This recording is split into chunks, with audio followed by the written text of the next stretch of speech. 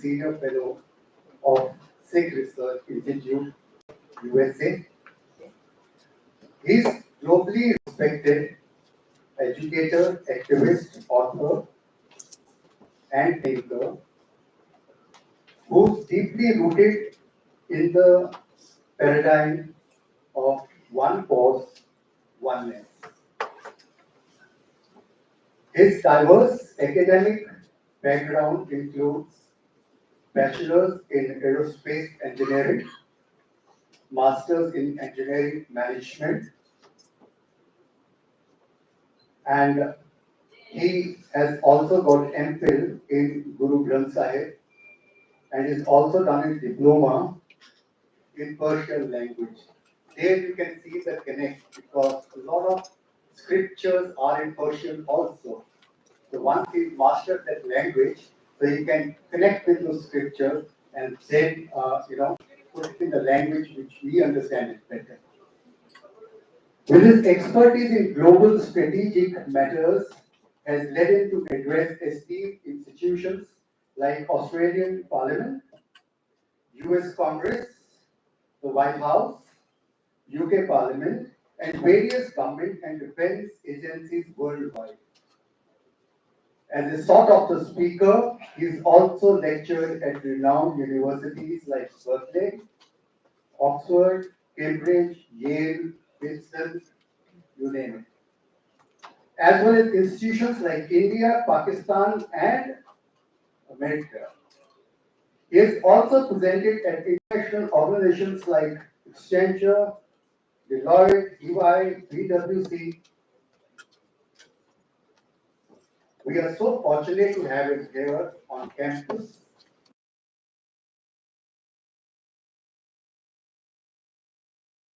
Good morning, ladies and gentlemen. Good morning, sir. On behalf of Universal AI University, we extend a very warm and hearty welcome. Like Australian Parliament, US Congress, the White House,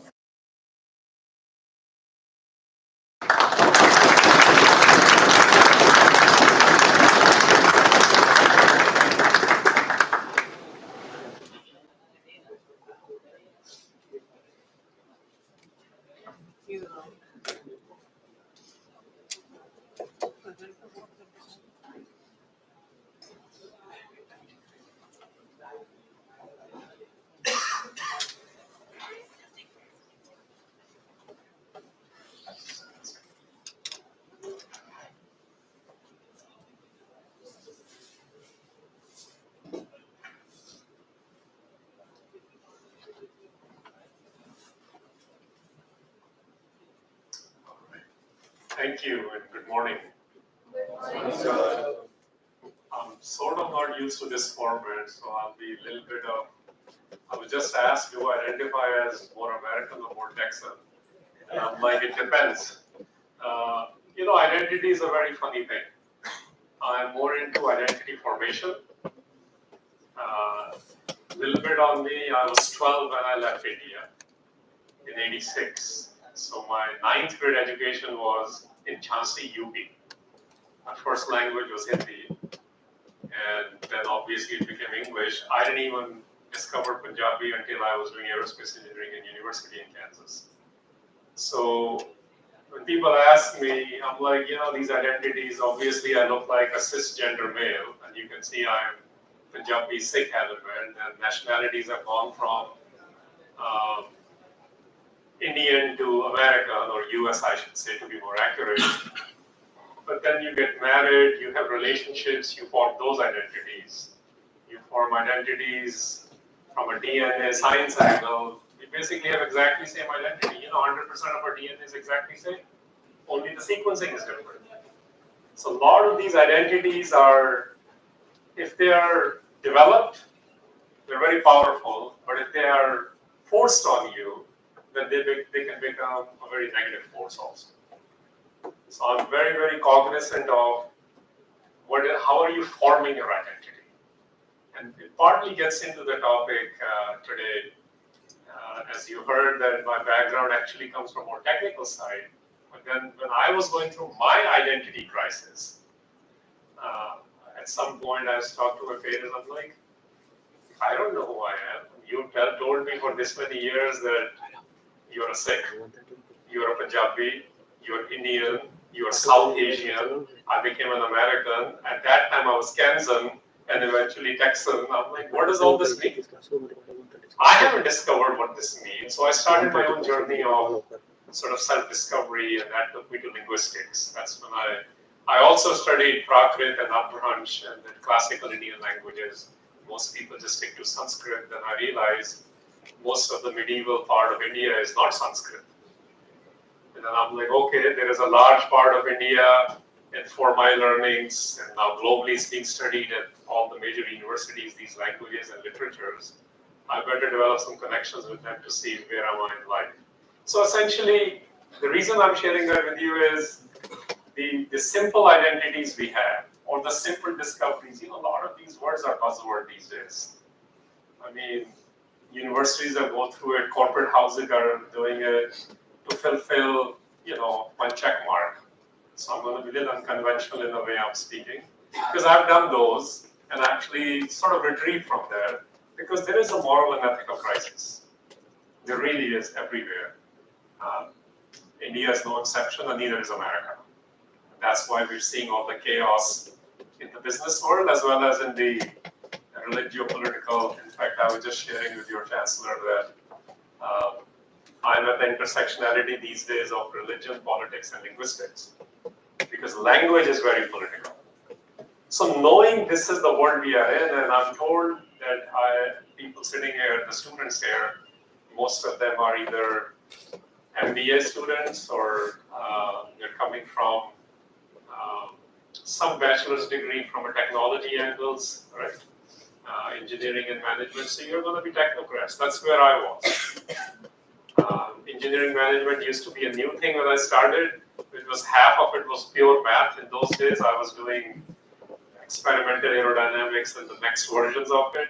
And the other half was, how do you take a bunch of engineers when you have to have a conversation with Boeing or other people, see how do you manage technical. What I realized is in those days, like maybe you were going through it, we are driven by very different things. Eventually it comes down to, and that's part of the conversation today, that this is what we were fed. I was fed this. You need a work-life balance. Let me tell you something. It's a corporate lingo to work. Are we allowed to live unconventional in language?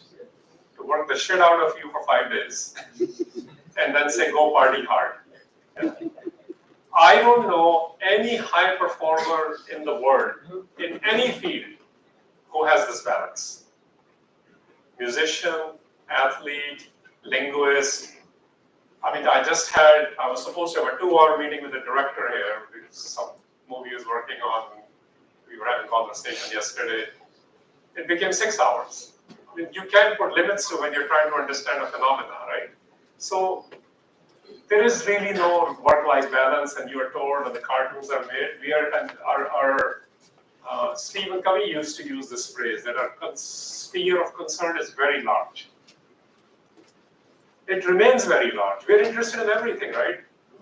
I gotta figure out my career. I gotta get the right spouse. I gotta buy the right house. All those classical things, but it's much bigger now. We don't live in 7 subcultures. When I was growing up 30 years ago, when I became a young engineer, maybe in the city I lived in, there were 7 to 9 different subcultures. Today, we have more access to more than 100 subcultures because it's on the screen. Your access has completely changed. So these issues which were being taught or being given to us, they don't work anymore. They really are not working for anyone. So in this chaos, what do? You got to go back to some universal truths, as they say. I know it's the name of university. I'm not plugging that angle. But there is something universal. It's the word I got popularized because UN used it in 1940s.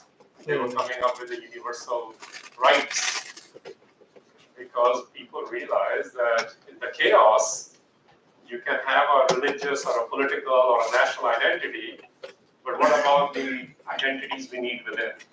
It's like the, sort of when you send the email, I saw there was a slope written for your center, and nobody even knows where that slope is from. So I'm going to go that route. Sometimes you're too fixated on, we forget the message. Which Upanishad is it? There's a debate, and I'm very aware of that debate, and nobody knows where that slope is from. But it is invoked. The Prime Minister invoked it when he spoke at UN. I have heard it being invoked in so many institutions when they're talking about learning and other things. So why does it matter where it's from? What about the idea in there? And the idea is universal, so I'm going to plug that in. The slope from the center, which is written in many spaces. Everyone wants to be happy. Even the Economist magazine has a happiness index now. Because ultimately people are trying to be happy. We have our own versions of happiness. Nobody wants to have diseases. We want to be disease-free. So Dukh word Udesh Arya, Rog Arya, these are the native, you can say indigenous words in Sanskrit, they are invoked there. So everyone wants to be happy. Nobody wants to have sorrows or pain in their lives. Everyone wants to have goodness in their life. So how do you create these things? Even when you are designing or managing a project or a product, that's where you guys will end up. Right? So how do you do that? How do you make less pain for your team or co-workers, your cohorts? Eventually, if you extrapolate that for whoever will be using that product or that service. That's how the relevance comes in. So this is not just philosophical. The problem is we have reduced them to just philosophy. They're called darshans, like in Indian tradition.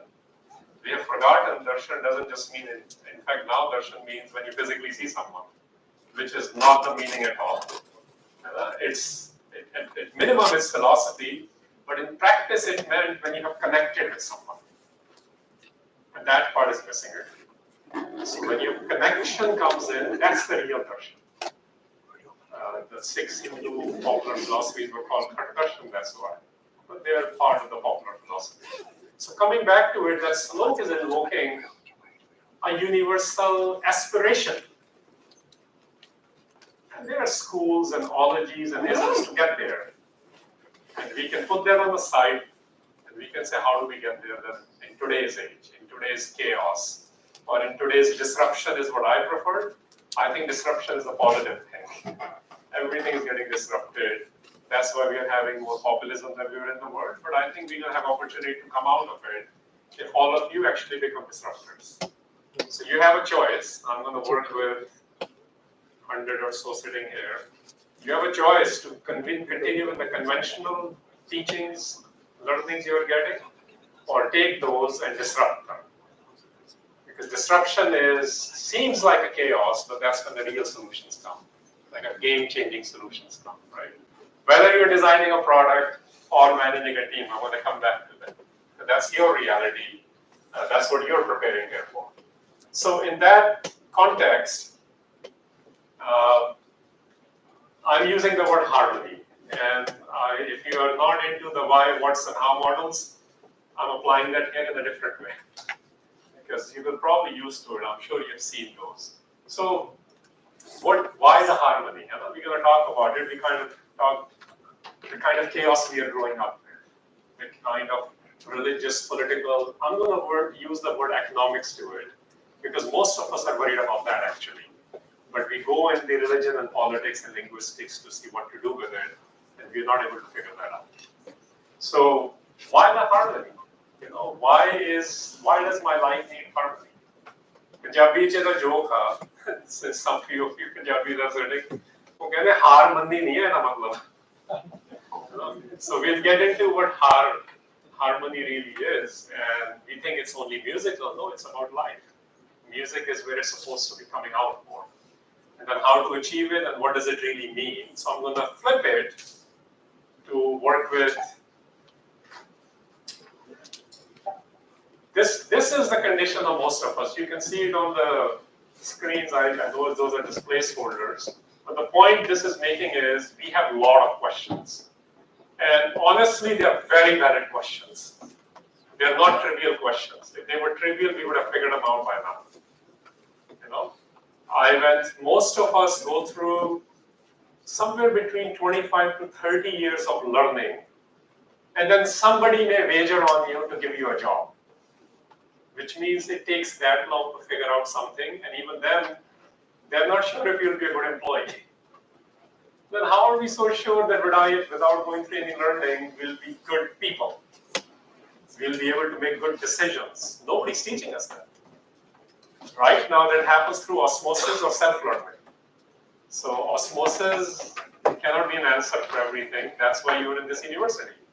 You're going through trainings. You're investing, you're giving your time. I know this is maybe not a right thing to say, but I'm going to say it here because I'm at a university and guest of your administration. But literally, you're giving them your time. You're giving them your money. And you're entrusting them to give you what you think you need from them. So you have a serious investment here, right? And hopefully they're going to deliver 70, 80% of your expectation. Otherwise, it's not worth it. Nobody's can give you 100, but you got to come up with what that number is for you. But where are you investing to understand the larger issues of life? Answer to these questions. I'm going to say partly going to get it into your education and partly have to do a lot of self-learning. And probably having this center can maybe help you and connect this idea of society and self-development from here.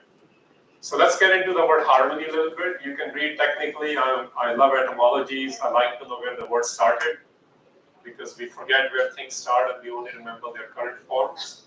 Like we know the current form of India, but we have forgotten where India came from. The whole idea of, and I'm not going after Bharat versus India versus Hindustan. I'm talking about this region, which some Western people, like philosophical traditions from here, thought production from here.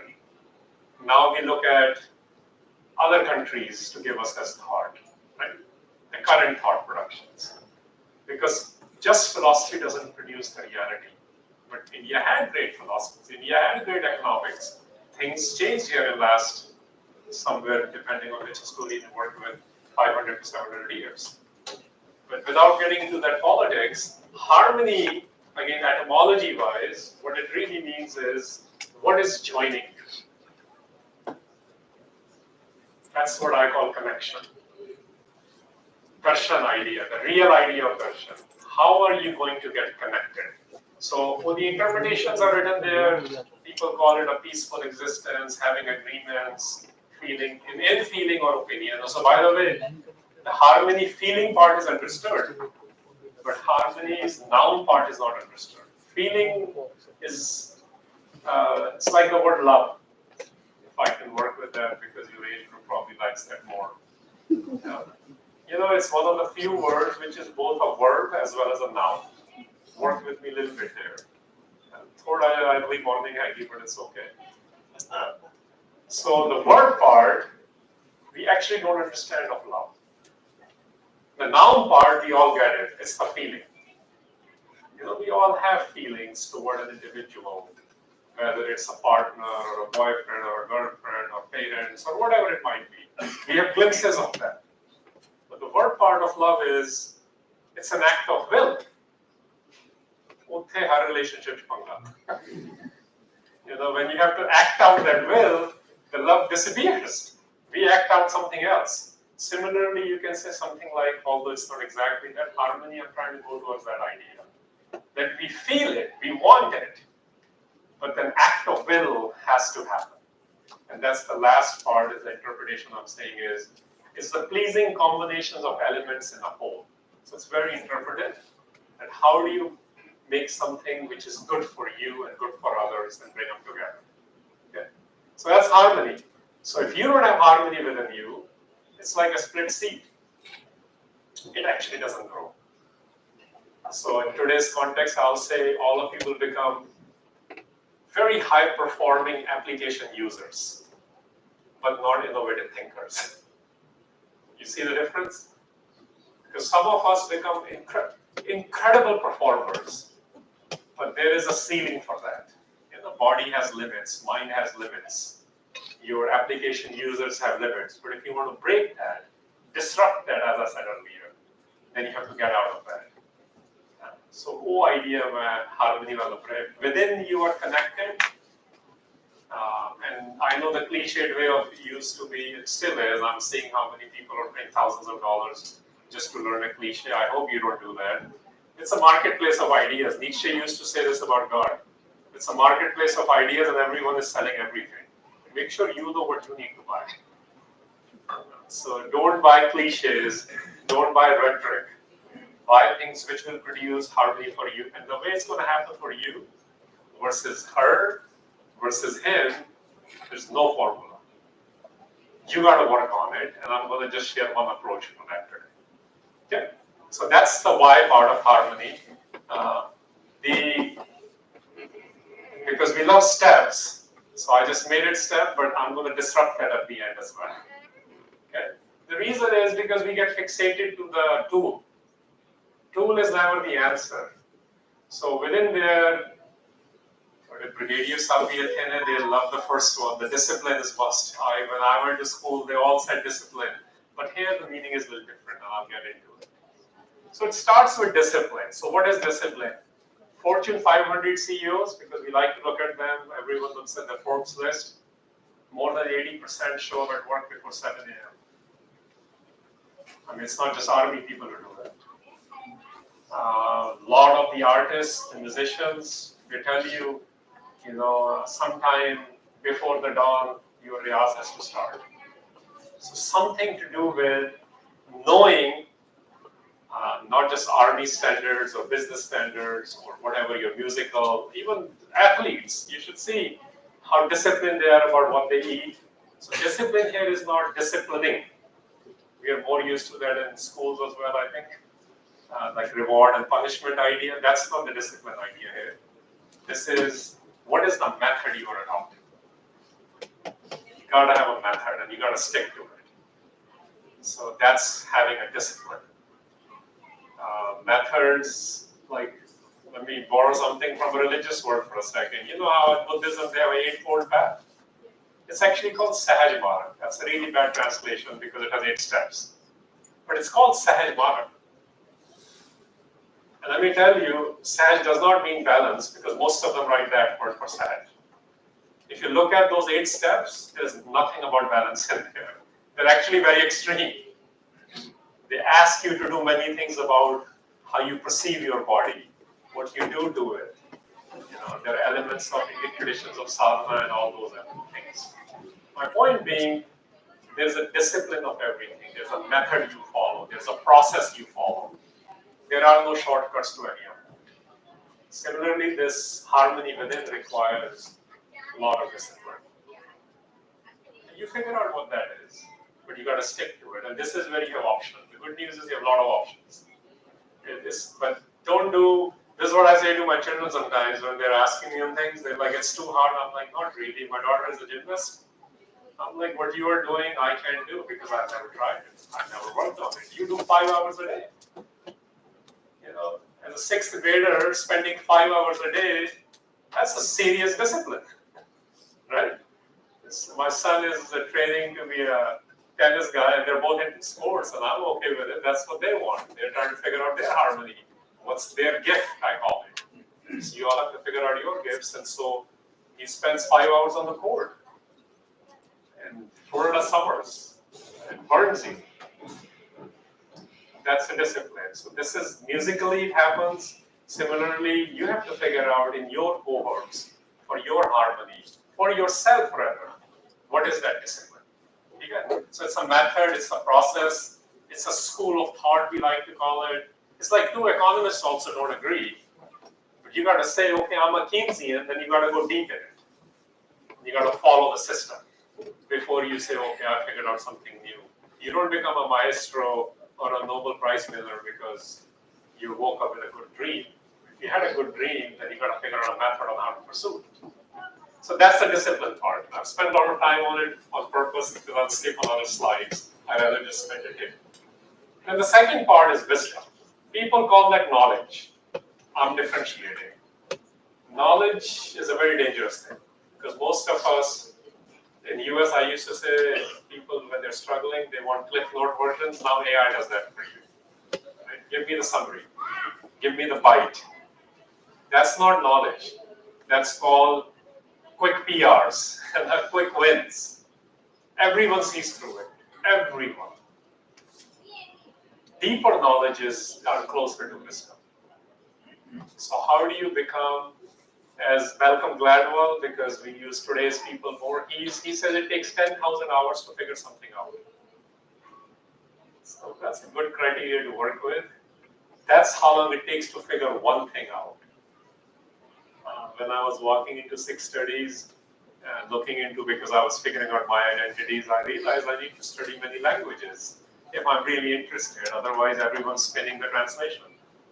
And people translate with every political motive, believe me. Just like in business it happens in religion, politics, everywhere.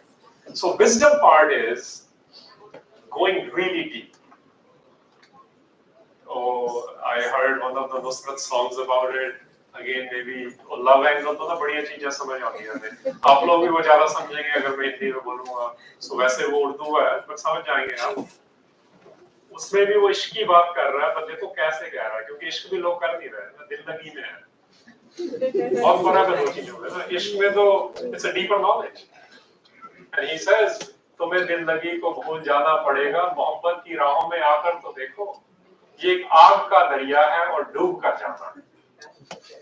It's डूबना है ना, to drown in it. That's deeper knowledge. That's where knowledges can vary. Wisdom doesn't, and wisdom actually never changes. 1 + 1 is still 2, as it was 100 years ago, 1,000 years ago. But people love the Singapore method because they figured out a better pedagogy on how to teach it. So the wisdom doesn't change. Knowledge transfers change.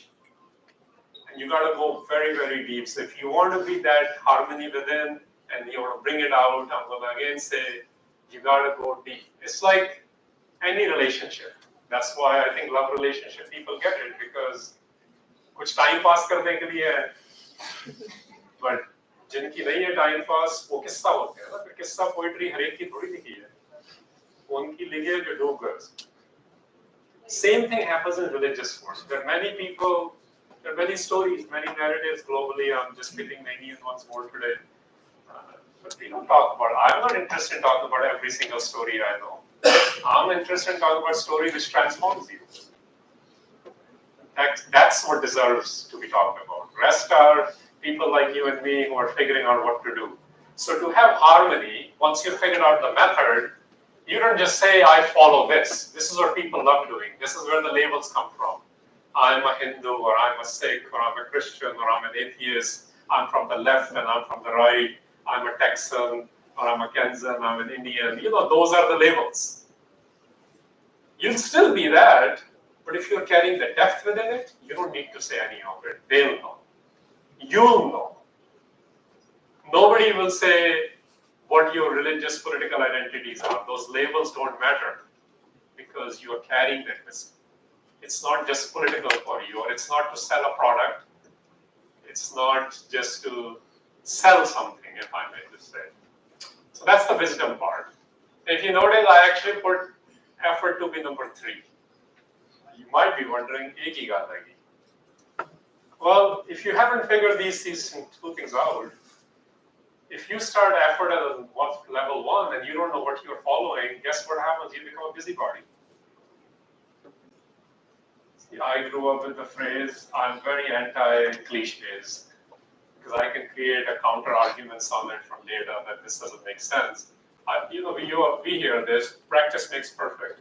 And I end up saying, what if you're practicing the wrong thing? If I want to be a tennis player and I go to a hockey coach, I think we do this in life. In academics, we figure this out. You have an aspiration, you figure out which university can serve that, you figure out which program can serve that, so you have that training, and then you figure out what to do with that training after you get a degree, right? But in life, we don't do this. In life, we are desperate.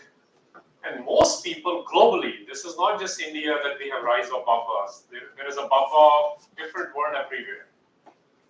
Because people are desperate. That's the human condition. Instead of preying on people with an A, They prey on people with an E. You getting it? Shikar kar rahe hain. Out of the desperate, because they know you're not connected with it. Same thing happens in the business. They're also preying on you with an E. So if you want to have, so effort part is once you have a method, a discipline figured out, and you are going deep in it, this is where you have identified a process. This is what Stephen Covey used to call begin with end in mind. You gotta know where you want to go. So you adopt a process, you adopt a system for you, you go deep in it. Now you give everything you got. This is why there is no balance. If you want to be a musician, very few musicians make it, but they go all in. So, engineers and doctors are dime a dozen now. Please don't mind me saying this. I'm an engineer, I should say, in my previous life. And my brother is a doctor, so we had a classical Indian migrant stories at our home. We did all the statistical checks, going to the right schools and doing that. But I can tell you, nobody taught us how to develop this harmony. So effort towards developing harmony comes at a third level, once you have a system. I'm using different words, but idea is you're used to that, right? If there's a system failure, you can make all the effort. You're not going to get anywhere. That's called busybodies. That's where the first slide was with all those questions. Most of us have become busybodies. Busybodies are active like volcanoes, but they don't develop depth. Because you haven't committed to anything to go deep there. And people who go deep, they actually appreciate other people in other fields who are deep. They're not looking for agreements. They're actually looking for depths. That's when the breakthroughs happen, within as well as outside, what I was calling disruption. And the last one I'm calling grace. Now this is important because grace is, there's a classical understanding. कि जब भगवान खुश होंगे, हम पर दया करेंगे. All religious tradition have some elements of that. But let's flip it. To me, grace is, as I understand, it's like sun. The sunlight is everywhere. Are you feeling the warmth? So you'll come out of this thing, the whole Jewish dilemma, why do bad things happen to good people? That's what they like to say. It's an old Jewish dilemma. But no, it's nothing like that. You need to feel the grace. When we feel something, it becomes part of the behavior. Then you stop saying, I'm not being graced. Mera luck nahi hai, meri kismat nahi hai. So these are the words, right? Meri destiny nahi hai. Then we get caught up in, even from religious to non-religious, where does the free will start and where does the predestiny end? Nobody's been able to solve this stuff. So how do you think you and I will be able to solve it? I want to make it more practical. I want to feel the grace because I want to be gracious.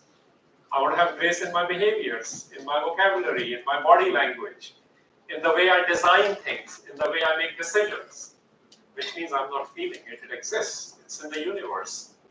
If grace and universe, and let's come back to universal truths for a second. If your understanding of grace is not universal, it's exclusive, something is wrong with it.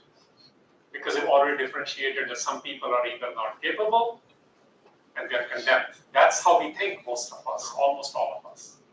That's not grace then. That's exclusivity. Right? Hardened religious understandings have done that. And some people can't be graced. We say that it's a condemned them. Inka kuch nahi ho sakta. And again, I'm interested in those stories. Jinko ye bola gaya, unhone karke dikhaya bahut kuch. And that's global phenomenon. It's not just in Indic areas, it's in other areas as well. So the grace part is flipping it on its head, disrupting it, a classical understanding, and seeing it's always there. Sunlight is always there. You got to open up your window and feel that warmth. So it's changing the attitude, as they say. From aerospace, we used to do a lot of attitude work. And what I developed there was, and it's always based on altitude. Like one of the projects I worked on was coming with the next generations of these oxygen regulators, depending on how, or civil aviation, for example, what altitude they're flying at. It has to become more efficient, essentially. I don't know if you guys realize airplanes are exactly same in technology. They're just trying to figure out how to make it more comfortable and lighter. We haven't had a breakthrough in more than 100 years. Literally. It's just making them nicer and comfortable and lighter so they can carry more luxury. So how do you reduce their oxygen tanks? How do you reduce the weight? Because they stop thinking. Now there is some new thinking has come in and maybe something will happen. Otherwise, we even had a technology for supersonic flights. We ran them into ground because some companies didn't want and enough whistleblowers didn't exist to make sure that becomes democratized in a true sense, not just in a cliche sense. So sometimes that happens that you have a breakthrough moment because enough people, enough engineers and the management, which you guys will end up in, who were not in the harmony with themselves as well as the environment, and they chose to run a beautiful thing into a ground, and we are 30 years late. Now finally, in the last 2 years, they're making investments. Probably in the next 10 years, you may see something where maybe you can go from Delhi to New York instead of 14 and a half or 16 hours, depending on which side you're coming from.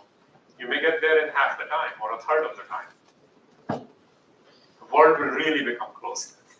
We were there 30 years ago.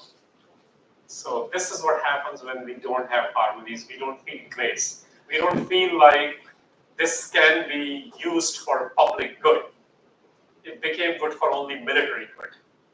SR-71, I'm saying this is a airplane. You're aware of it, you're nodding. They retired that plane the year I graduated. And that flight from LA to New York, which currently takes about 5 hours in civil aviation, it used to take that plane 71 minutes. In 93, they retired that, which means we already had technologies, and eventually the B-2 and the bombers and other things came. Which means we have things which can solve real world issues and distances, but it went only in military instead of civil aviation. So you have opportunities. So the grace word, I'm flipping it. If the grace was in the behavior, if the grace was in how to really democratize something for the world, they would have made decisions which were not just money based. Of course, you're going to make money either way. Then you did it from the arms race. Here you would have done two other ways. So it's not about money. It's about being gracious. Okay? And then the last step I've written is truth. Now let me be the first one to say it's a problematic word. Okay? Because we live in the last 10 years, they use a word now called post-truth word because of the chaos from this word. So it's not in politics. We are doing that to ourselves too. We are constantly lying to ourselves because my first issue here is within, right? The self. We lie to ourselves. हमारा truth ये है, हमारी सच्चाई ये है. ठीक है, but क्या वो सच्चाई है? या तुम्हारी reality है अभी? It's like if you are on 5th floor of a building versus the 33rd floor of a building, you're going to have a different view. We shouldn't be contesting that the view is why they have a different view. We will have a different view depending on our altitude in life. The question is which view matters the most and which view we need to be working towards. Instead of saying कि तुम्हारा गलत है, हमारा ठीक है. It's relative. That's how we treat truth now. This is why political leaders become such a problem and in relationships become such a problem. Because we have made truth relative. Now the word in Hindustani parampara is Satya or Satya. It does not mean truth. Truth is its interpretation if you write with a capital T. It actually means constant. It means something which remains forever. Something which is not changing based on the political climate or your mood. वो सच नहीं है. So if you are looking for establishing this for yourself, what is the ultimate reality? That's a philosophical way of looking at it. In maths and physics, they're also looking for this. I've sat in some incredible, like one of the incredible professors I had fortune to work with and learned from rather for 2 years, was like pure math genius from Russia. They are looking for this answer too, because we know in mathematically and in physics And in other sciences now, these things are coming in. People are looking for what is that, what I call the force. You can call it God, but if this is of atheists, so why piss anyone off? And even the ones who use the word God don't really believe in it. It's a good label. Practice which kuch nahi aayega. So if you have a deeper relationship, more power to you. So I like to use the words which are, let's not fight on which view, right? I'm coming from there. So we all believe there's a force. And everyone's trying to figure out what that force is. Mostly we are harnessing it like we figured out in analogies, but we still haven't discovered it. You can't see it, but you can feel it and you can see in some form it comes out. Sciences are looking for it, religions are looking for it, mystical traditions are looking for it, the Tibetan Buddhists are looking for it in their own journeys. You know, we don't understand those journeys, so we think, ye kya ho raha hai? So we do that with religions too. Sciences, religions, so it's a people thing. Everyone's looking for, but how about if you find that within you first? Or I would even say first, but as an effort to self-discovery. So truth here is something which is constancy, something which remains, it's independent of our ideas of time. Time is a very relative idea. You know, 100 years ago, nobody knew कि 6:05 पे वहाँ पहुँचना है. Even trains didn't run like that. It's the Industrial Revolution only did this. When in Chicago, they had to figure out how do we run these trains now. So our idea of time has become exact, but it's not. This is just a referencing so they can figure out how to get the most labor from you. I'm just kidding. That's how it started, but now it's a reference for the world, right? This is the time your flight is, this time your class starts. So it's very relative, it's very new. The practicality of time is very, very new. But if you take that out, if you extrapolate that, time is a reference. Like this earth is this years old. So now mythologies have their answer, Mayan culture has their answer. That doesn't mean that युगों का system गलत है और उनका calendar गलत है. These are explanations, they're trying to figure out referencing. We have a log-based, 10-based systems in math to figure that out too. But if you say that's the only math, then you know you're wrong if you study math like that. That's just one exceptional case. So this truth cannot be relative understanding is what I'm after. Truth actually is a more universal understanding, the more things which are constant in life. And people who have constancy in their life, they made it. People who go up and down with circumstances, dukh, sukh, we started with this, pains and sorrows, comforts and joys, those are extremities. Everyone's looking to come out of that. This is where you can possibly come out of it. I don't believe in any guarantees. There's nothing guaranteed. In US, you know, Benjamin Franklin said there are only two things guaranteed, taxes and death. That's why we try to work on both to manipulate. Taxes we succeed with the right CAs, but death we haven't been able to. Although we are prolonging, everyone's living longer, so medical sciences have helped us in that. And as engineers and business people, who you'll end up, maybe you can advance life too. Everyone would like to be more happy and not just live miserably and live longer. Right? So again, coming back to these 5 steps, I just went into details. I'm going to skip over slides because I'm interested in more interaction after this. But the point I was trying to make here is the harmony within, don't think it's only for spiritual people. And you see here, so that's why spirituality is one way it is explained. Everyone is looking for it. We just have a different, what is it called? We have a different KPI for it, key performance indicator. And the point I'm making is even economists study that. You know that. They have a happiness index that's so high. There's a Big Mac index, they call it, to figure out the cost of living in the world and how to understand how the phenomena work in each country. But there's a happiness index. Harvard has 3 courses on how to be happy now. Lawyers are taking that course. It's a requirement for MBAs and law schools to go through those. Because it is a problem. This is why we have a mental health crisis. It's not कि वो पागल हो गए हैं, हम सब पागल हैं. पागलपने में हमें बनना दीवाना था, कुछ और बन गए. Divana is a mad lover. Somebody who doesn't care, who's a disruptor, who goes deep. Now the world has taught us कि नहीं वो नहीं बनना है. वरना तो वही है, you want to be that mad, whatever musician, the mad next. You want to be the HBR editor, right? Who's going to change the way how to look at how the businesses should be employing things. You can't go there if you're going to just follow the conventional system. That's what I'm trying to say. Then you'll become a good corporate guy who will ride up to middle management. If you're really lucky, you get to the next level. But if you want to break that cycle, you got to do something different. Honestly, everyone needs to do that, regardless of which ladder you're trying to climb. And that's the point I was trying to make here. Okay. What I would like to do is, let me just work with me. I'm going to come to these slides. Let's apply this for a few minutes I have left, because this is on everyone's mind, even if we don't talk about it. How the way, again, I put several words here. Please don't get fixated to religion or spirituality. Eventually, you can say it's the moral compass, right? We've tried to figure that out based on what method or discipline you're following. Right? And sometimes they take a form of religion, sometimes they take a form of philosophy, sometimes it's nothing. So whatever that is for you. All I'm trying to say here is, look at the last two questions I'm raising. It doesn't matter which method you follow. Don't try to prove that other's method is wrong.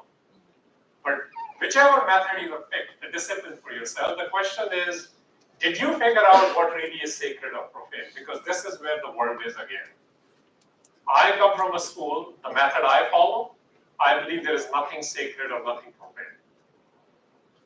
This is an absurdity of mind which was created to differentiate between people. But you don't have to follow that. That's where I am in my life.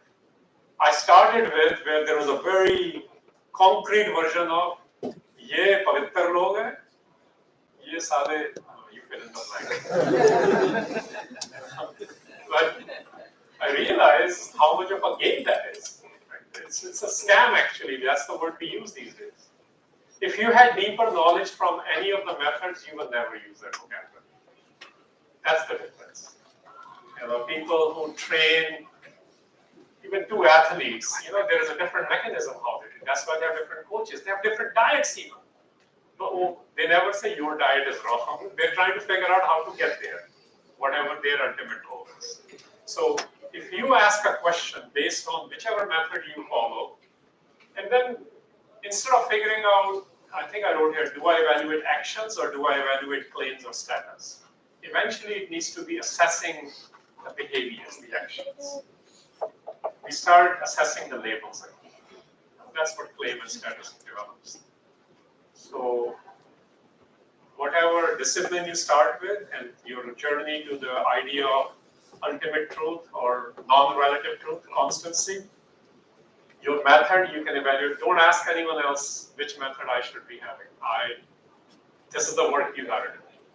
Just like you did work to see, I'm sure you had options to go to other universities. You came here, you did some work. You had to see your compatibility, your access, your privileges. Right? So similarly, you got to do with this. And based on that, you come up with, okay, is it taking me there or not? Second area I want to apply that to is, you can call it politics. I think I wrote social action, and civil society is what I prefer. The last one is where you really want to be because we are very uncivil. You can see we can't even have a good discussion where we are vehemently opposed with the vehemently opposing ideas because we are missing those again. So in this, I made it very simple. Now, whom do I vote for? We all vote. This is not just political. You have choices when you are developing designs, when you are making policy recommendations. On what basis do you vote for that? That's the question. If you can develop that answer, that means you are going through that 5-step. They are very practical things. I don't want you to think these are philosophical things. It's basically, we don't have certain habits, so you have to follow a discipline. Something when it becomes habitual, you don't sit there and go through it because it becomes habitual. But initially, that's what you have to do. So your criteria on who do you align with matters. And don't believe that other alignments don't matter. They always matter. We are all trying to figure this out. Of who do you align with? That's the issue here. And then third, I'm going with economics, but eventually it's into my interest is equity. I don't care which theories you use. which capitalism or Marxism, because all these are absurdities. We live in a mixed political economy, guys. There should be no doubt on that. There is no one thing. We are in mixed political economy. It's all coming together. And religion plays a big role on it. Politics plays a big role. And this is where I'm saying, at the end of the day, the question becomes essentially how I earn something. A lot of people focus on that, but it also is how do I spend? What do I choose to buy? Which company? Those are so how I earn. Ethical living is part of this. Ethical living means ethical earning, as I understand it in simplification, and ethical spending. Ethical spending, ethical earning, a lot of people at least are forced to think about. You may have to take a course here as well. I mean, this is probably part of that, but ethical spending, we're still not thinking about. That matters a lot, which means which company makes the more revenues, and how are they aligned with the democratization of not just values, but equity. Which companies are treating women in equal pay, not in declaration, ye bhi equal hai. Most of Silicon Valley still doesn't do it, only 20% companies are doing it. It's a real problem. People making salary decisions based on their gender or based on their ethnicity. There is that discrimination, or their religion in many cases too. So the idea eventually is, if you are a connected human being, somebody has gone through this discovery for themselves, they will not be doing it. And I'm on my second last slide, I think. And simply what it's saying here is, all of it comes down to relationships. I know we like to say business and networking, but I like to use the word relationship. And for one simple reason. Any relationship which is not developed all the way to the friendship level is not as powerful. So I'm not here to tell you what relationship to develop, but if you have had that relationship, whether it's as a co-worker or as a student, as between adhyapak or shishya, whatever other words you were going through, or at home. If dad is only a dad, then it's just a dad. And we got our own issues with that, right? So, but any religion, same at work, same in communities, same in workplaces. There are people who display that. There are leaderships who are working very hard at this. That's a place, eventually, when you have nurtured a friend in any relationship, that's the highest level. Just remember that. If I'm not been in a particular relationship, then how do I get there? That's the work. The other 5 things are helping us go there, because your compass is changing, your KPIs are changing, the way you assess changes, the way you value changes. Again, it has nothing to do with how much money you make. You can be a multi-millionaire and be on either side of the fence. I don't want that to become the criteria, because it's not. And you can be complaining and bitching every day about how much you are paid. It has nothing to do with how little you also make. It depends on your attitude. What are you trying to create within your relationships or in your business decisions? All the way discussing many decisions. So eventually it is about relationship, and the word I like to use, relationship, is because it has the word ship in it. So I come from aerodynamics, but I also equally love hydrodynamics. If you've been on a ship, if you haven't, and next one I saw a big sign to Singapore is starting a couple of years as a cruise. But ship, it has stabilizing bars on both sides. Because when one or the other side dominates, you will flip and drown in a bad way. Not the drowning we were looking for. That drowning will kill you, this one. The other one, which talked about earlier, where you are going deep, that will, I don't know what we'll do, but there's a word we all like to use, it's called synergy, where you don't know what the outcome will be. So that drowning produces that. This drowning just ends you. So this is why I prefer the word ship, and who needs summary? We'll just end with this. I flipped 2 words here. Can anyone see? Sorry? Yeah. So I changed the truth because if I would have started with principle, I feel we would have been lost. Now I'm going to use an Indic word to explain this. The reason I picked the word principles because this is the world we live in today. So this is why the vocabulary we pick matters. You're studying these. We talk about first principles. They used to be called fundamental principles. They're being applied in businesses and sciences. Guess what? They are also equally applied in religious studies. What are the foundational principles? What are the first principles? That's what you need to clarify first.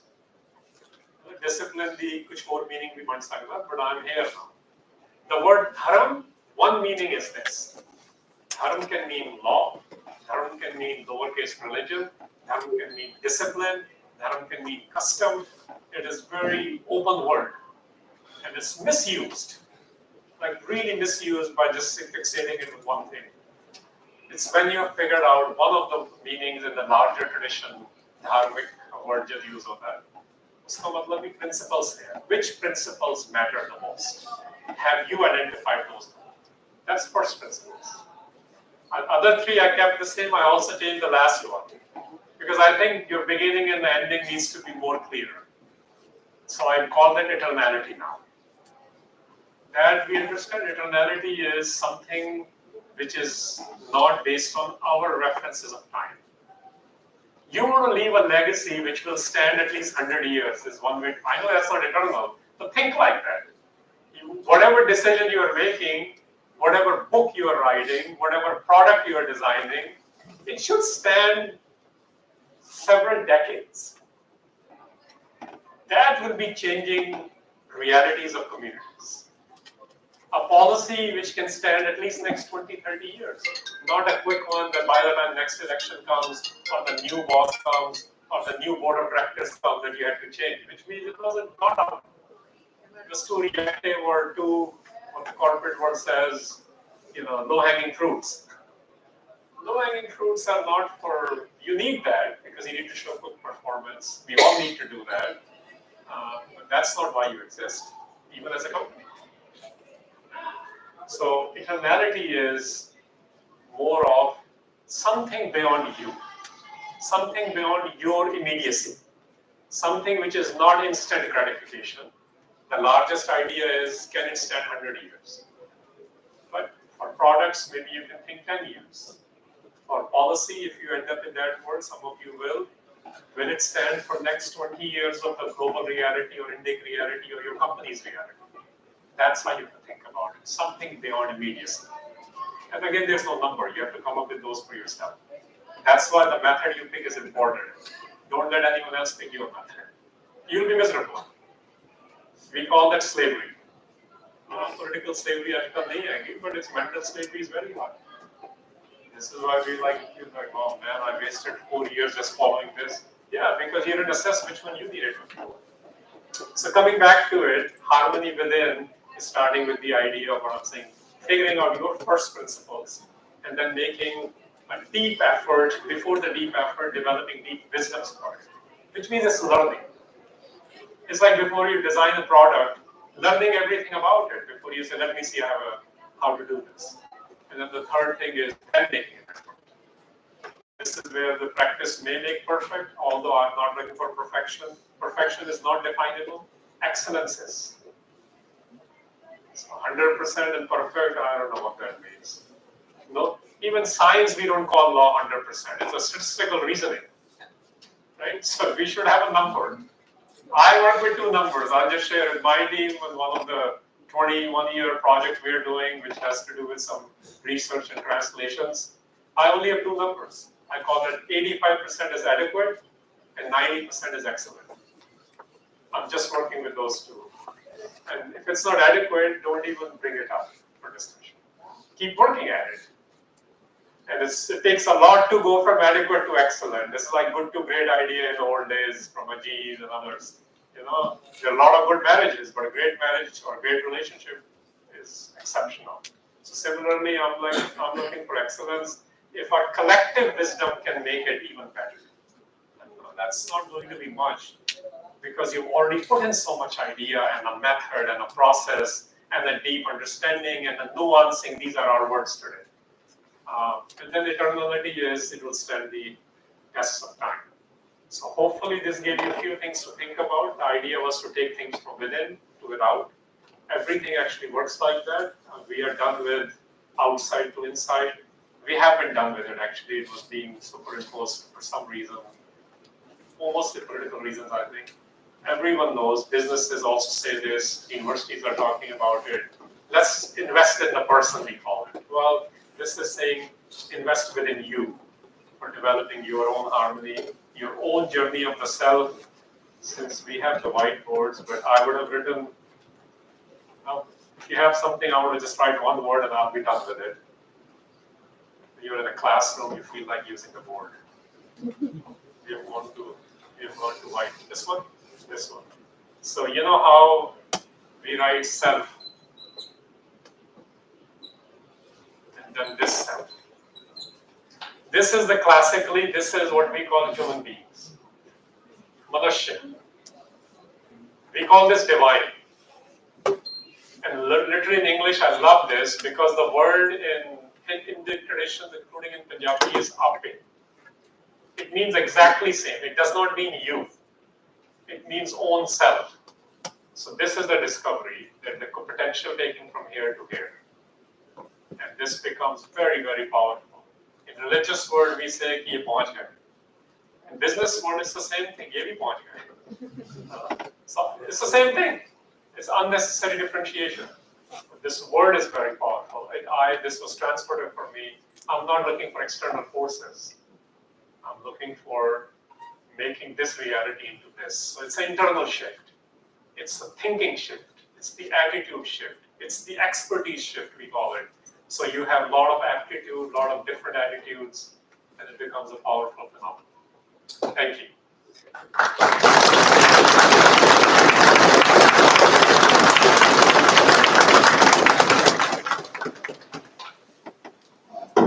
Hopefully I didn't bore you guys too much.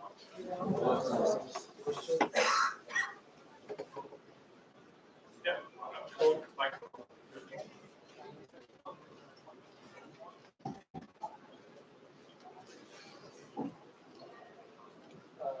Good morning, sir. My question is little elaborate, but recently there is a lot of talk about free speech. But there is a bigger question arising. What about freedom? Every day we wake up, we use our mobiles, we talk with people, we talk with the professors. We are even discussing this right now. Every day we are bombarded with bias. If we are speaking about something, people speak about their experience. And people are reluctant. And I feel myself, I'm also keeping barriers. For example, on my knowledge. To gain wisdom, we have to be unbiased. How to glide through this chaos and come out saying what others.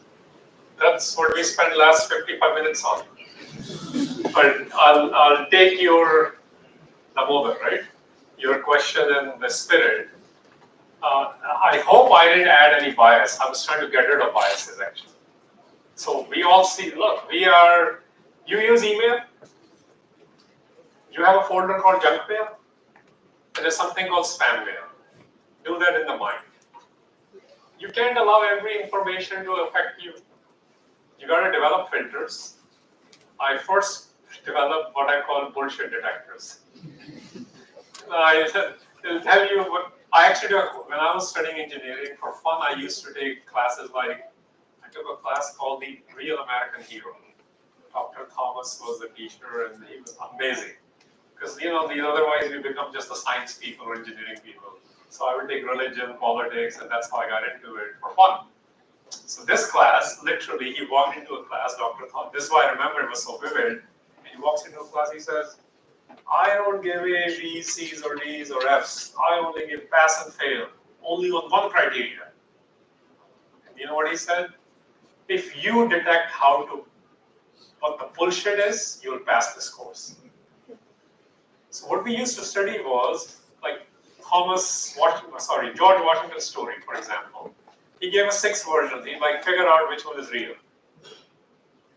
We gotta develop this skill because people make up stories. The cherry tree story, if though you don't know, it's okay. There's a cherry tree story after they added that it sold a lot of books. It's not true. So he was teaching us, so that's what we need to do. We need to detect there is a lot of chaos, yes. Only thing I'll add here is if you want to go a little bit deeper, just a consideration. We need a lot of mental filters, just like emails we need. We don't read every email we get. A lot of them are scams. We already know that by now. And some of them are just phished. And other things are just not for you.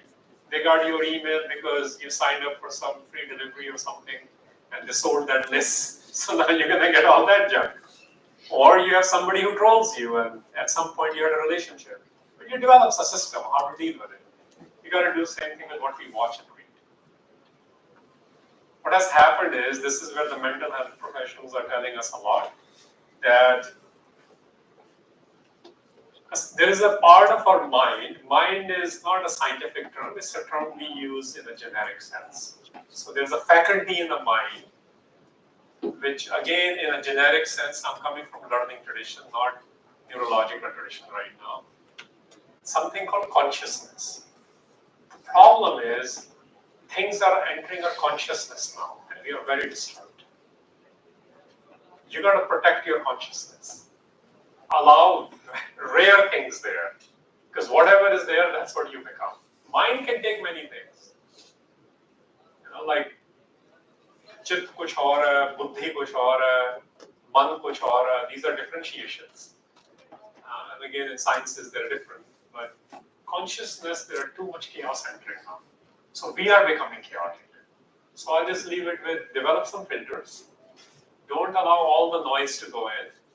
And come up with your method on which noise you want to filter. All right. Anyone else?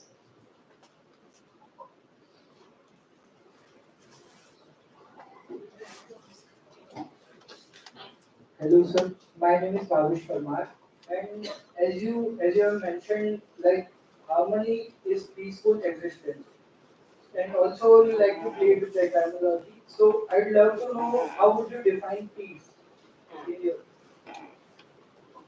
So you opened up a can of worms. Bhavesh. Look, I have issues with the word peace. I like to just mention up front what are my suppositions on something. Peace word is misused a lot. Like I've been asked to show up at peace conferences, I just said please.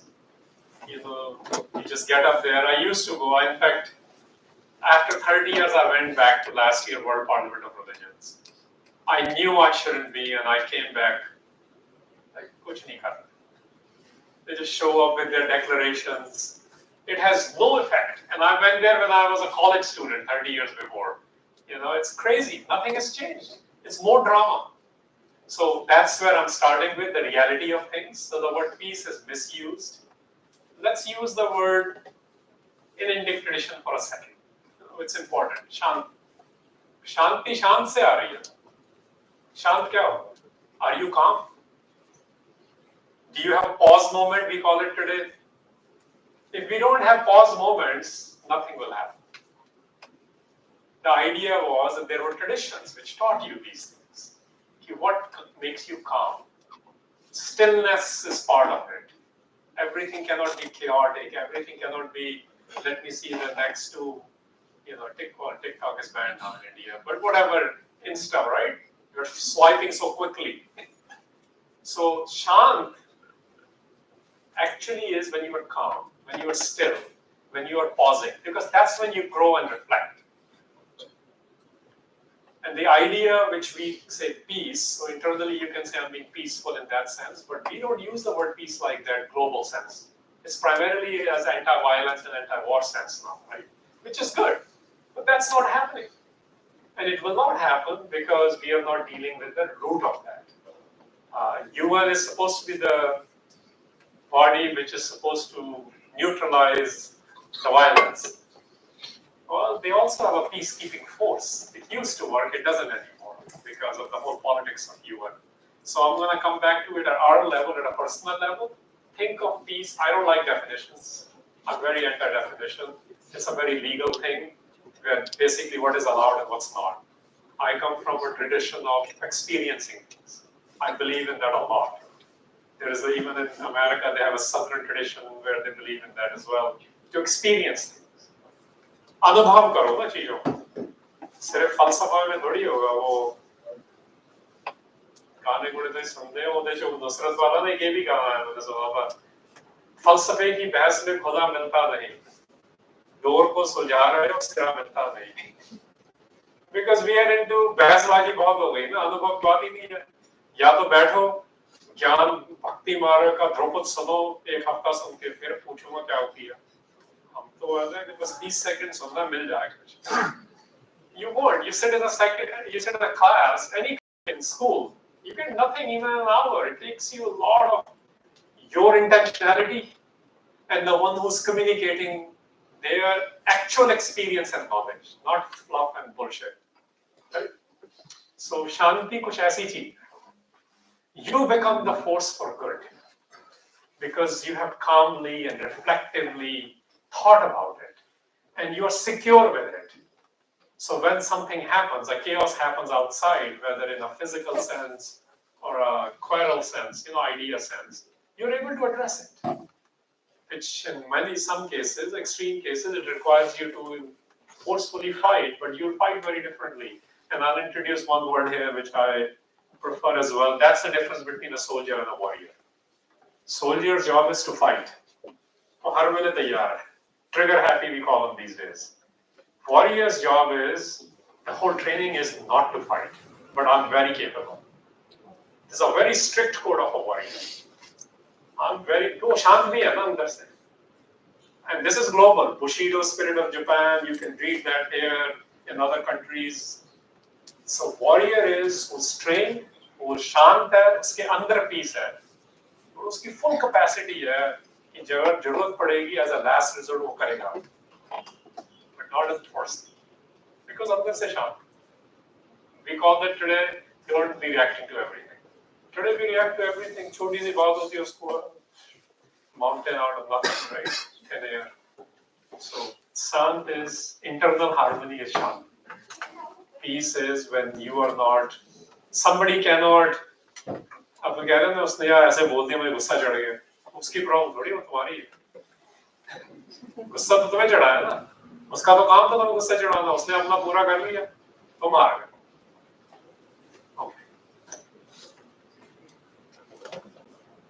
Hello. Hi. Sir, good morning. Thank you so much for giving such nice insights. And myself, Dr. Shilpa Joshi, and I have a very, the question like, can you give your thoughts on self-compassion? Because I think every time something goes wrong, we try to, and at that particular time, we need to support ourselves from inside, but we normally tend to fail to do so. So I just want to listen to your thoughts on that. Thank you so much. Well, thank you, Professor Joshi. I just put this slide because I skipped over some. It's not fully answering yours, but I'll get it. It's part of being gracious. Look, psychologists now have given us enough data to what the great novelists had already earlier written.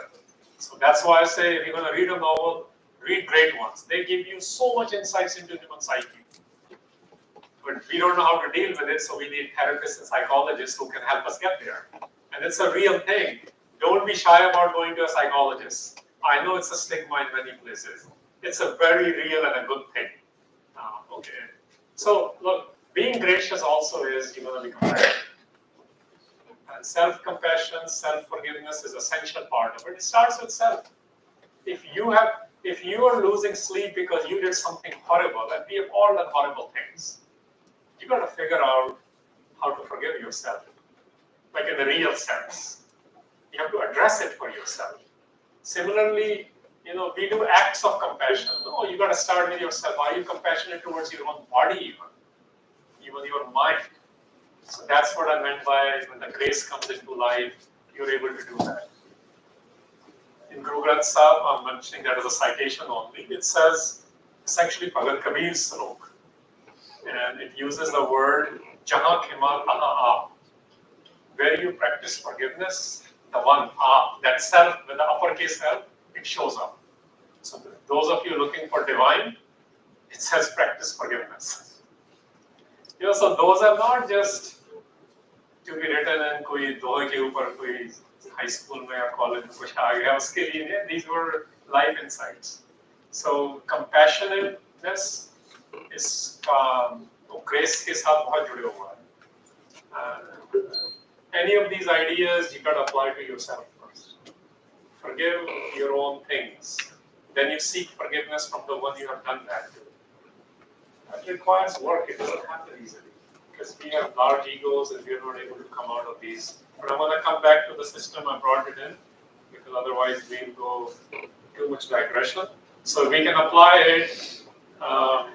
If you have the principles you figured out you want to follow, and then you will have an iota or an angle. This is like having a constitution.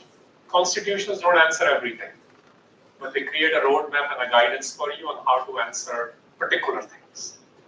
So based on whatever method you are following, or have not followed, or trying to figure out, make sure it tells you, because compassion is big for you.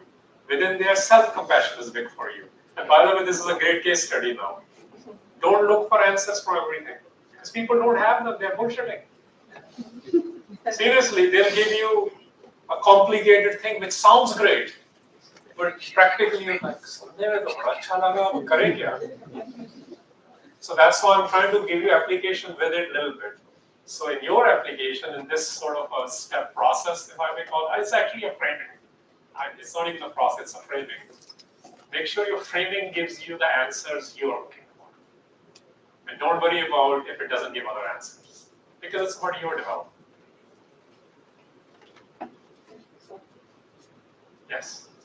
I have one that I went to excellence, and you mentioned about perfection and excellence.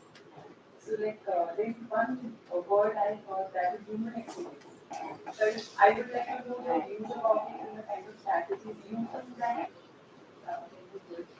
Other is like when you talk about grace. So I am thinking nowadays after some of the conflicts which is going on, LSP, youth playing and others.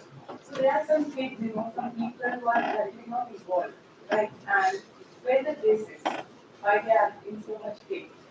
So I'd like to know your views about it. Well, the second one is a very fundamental question. Okay, the first one, those are, anytime we add an adjective in front of any word, it just means we're trying to take it to the next level in our reality. So, for example, human excellence is a phraseology which got developed. A lot of this comes from a business culture, but some of it is coming from psychology as well. I wouldn't worry too much about it. You know what excellence is. They're trying to say, okay, this is excellence in human being. Apply more common sense to it. Don't worry about fixation on it. Fixation is good, but what it does is it limits us. That's why it's called fixation. So define your excellence. And let me give a very practical thing in there. You know, in business world, 7 to 8% growth is considered very good. So be very self-compassionate if I apply that. So wherever you're trying to develop excellence for yourself, do a very reasonable goal. 7 to 8, 10% kar lo. Be patient with yourself. You got to work the system. And then you'll see, it's some of these things, especially if they are values or intrinsic values, I like to call them. They're not values in a material sense. They follow crystallization process. It starts very slow, and then you have exponential growth. It's opposite of law of diminishing returns. There, the value added is very little, but you're spending more money. In these cases, in intrinsic value, it's the other way. पहले value दिखती ही नहीं है, तो यार कितनी आराम करेंगे और कितना करेंगे? Well, that's the discipline of the method. So that excellence define what the practical is for you, and maybe 10% is a lot for a year. So pick a habit and see if you can change that habit. Now the second one you asked, so let's apply Indic word, because grace sometimes people think is very Christian. It's not. It's universal. We use the word prasad, kripa. अब question तो मैं ये discuss कर रहा था, कृपा होगी तब कुछ करोगे या कृपा को महसूस करोगे तो करने लग जाओगे? Now I'm going to make it to the larger part. So that was the first. I only focused on the first part, the self part. That was top. Now the extrapolation of that is the world does have problems.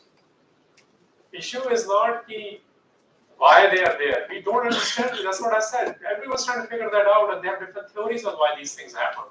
They have to do with human phenomena. Some people say it is Bhagwan ka yahi hai, whatever your explanation is, but it is happening. So if you were gracious and you had compassion, instead of only talking about the politics of Palestinians and Hamas and the state of Israel and the support by the APAC of America, which is a political work, it's needed, but that's not for everyone.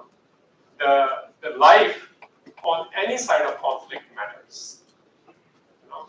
The problem is even that is being questioned in this case, which happens in all conflict areas. India has enough of those. Look at what happens in Northeast, to things which have happened. You know, they're all India's got its own versions of these. They're not at that level internationally yet, but many a times they're cited internationally. I'm part of those conversations too.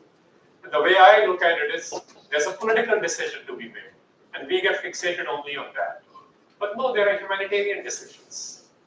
And then we have a choice that the Jews who are helping in the conflict, we need to amplify their stories too, because there are many.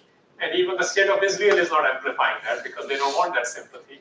But there's the other side, there's a Palestinian side, which is actually the only humanitarian thing, and they're not supporters of Hamas or Hezbollah.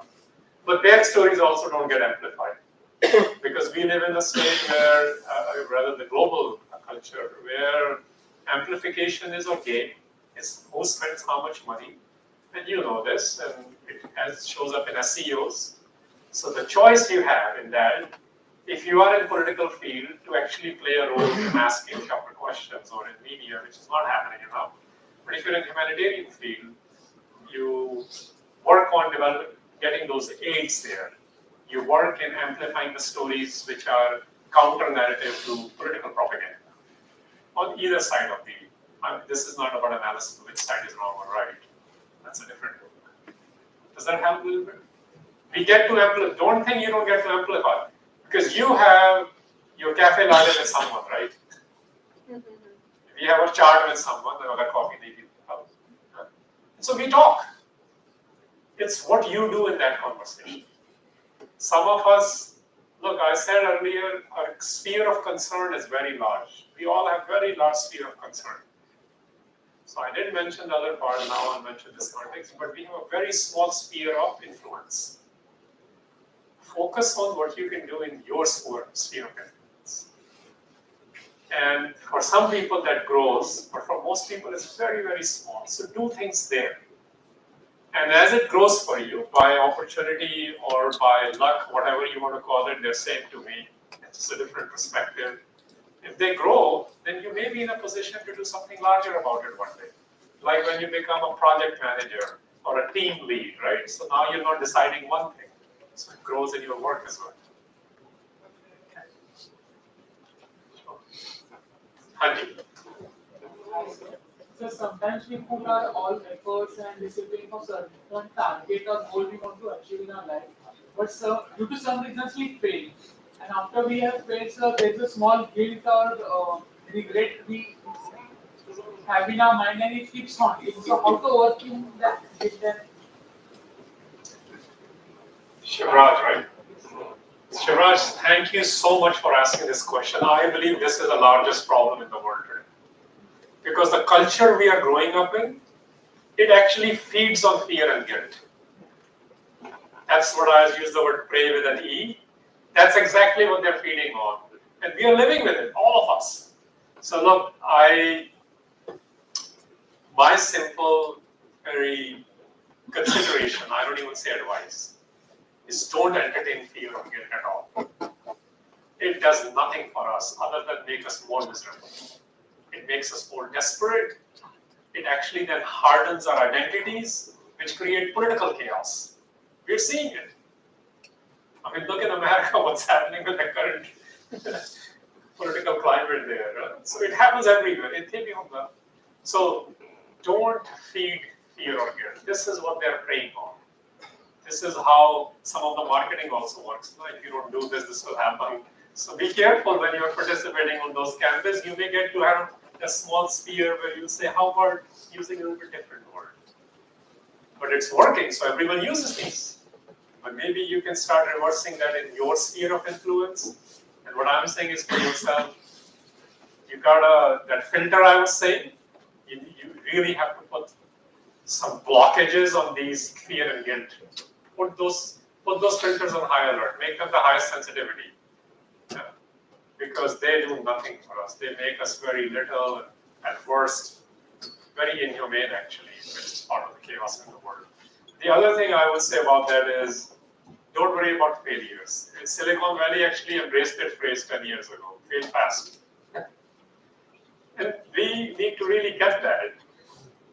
If you're failing, you're trying. If you're not trying, then this doesn't apply. Okay, so if you're lethargic, आलस आया हुआ फिर नहीं है ये.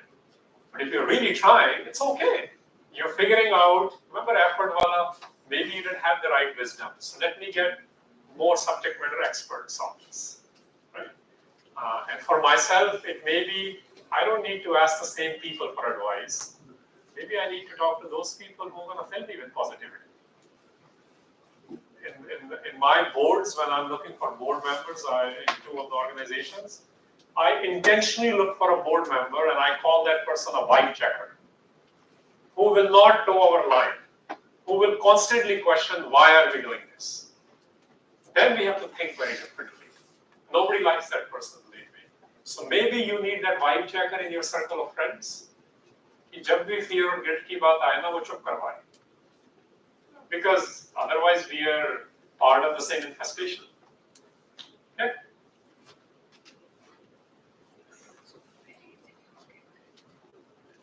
Yes. Good morning, sir. I have a quick question that how can harmony help us in the corporate life? As it is, everyone says corporate life is a rat race. So how can harmony help in that? Well, if you want to use those phrases, we kind of covered it earlier. We started, I gave a few examples, but let's come to, if you believe it's a rat race, I know it's a phrase. Tell me what race it is for you, in your reality.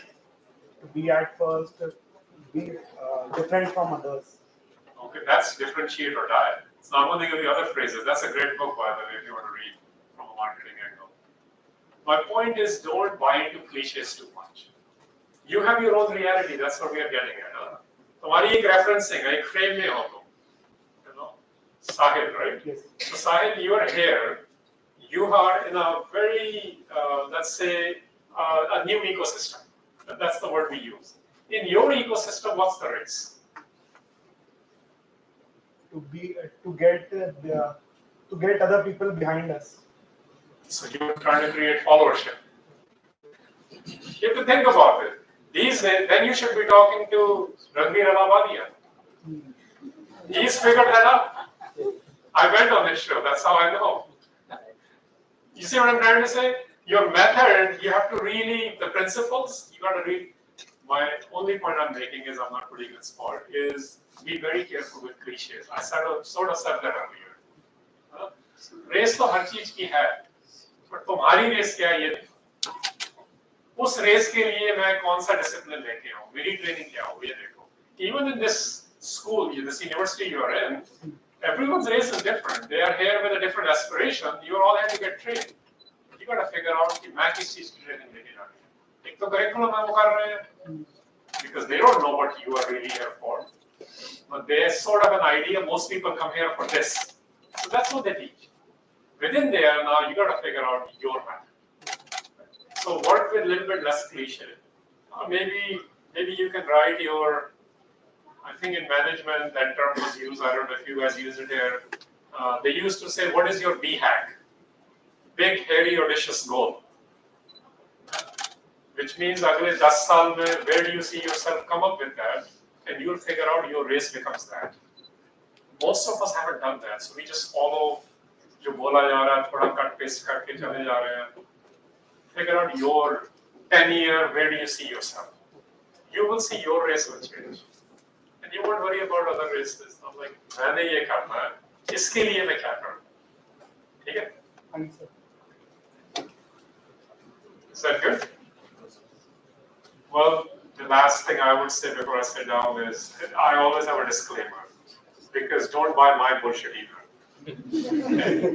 You gotta have your own experience, man. Everyone's got agendas, everyone's got their own things. You don't know who I am, you know. It's most important thing is, if you heard something which clicked for you, go spend more time on that idea. Do your own journey. And I'm not promoting individualism here, I'm promoting your self-journey. I really, really do believe in that. You will feel really empowered because it's your thing now. Then you will develop your narrative instead of taking some constructed narrative and just amplifying that, which is what we talked about earlier. So all of you, I'm asking that first of all, thanks to the management here for this opportunity to connect with you guys. Your first time in this part of the world for me, so I'm grateful. Secondly, I love being in college settings because, we can be a little bit unconventional in conversation. Administration allows it, and some of you hopefully were entertained by it as well. But most importantly, please do your own journey. Ask yourself, what do I want to be? Where do I want to be? And this idea was just one framing. If you can get to eternal ideas, there's nothing like it. But even if your ideas for 10 years, it'll be way ahead of where you are currently. Thank you.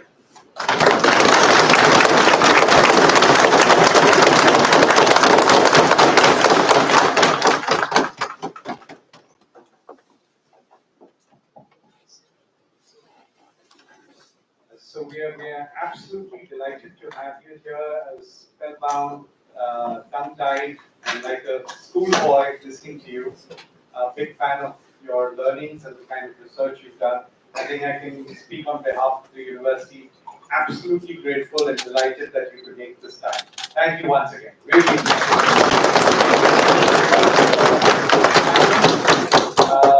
Fellow Texan to say a few words. Oh, sure.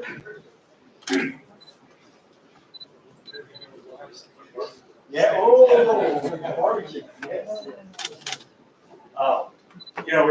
It's a lot of fun for me to be here and learn from everybody. And it's ironic, I'm learning from the fellow Texan, all the way here in Kojak. But as we learned this morning, there are a lot of different stories. Every one of us, whether you are aware of it or not, has been informed by a story. And so part of your self-journey is to understand what stories are influencing you now, and then what are the new stories that you want to influence you moving forward. So that's a great reminder of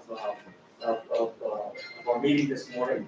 I think as students here at UAI, these type of discussions are fantastic, and I think that's what will also separate us when we go out in the marketplace, right? We will be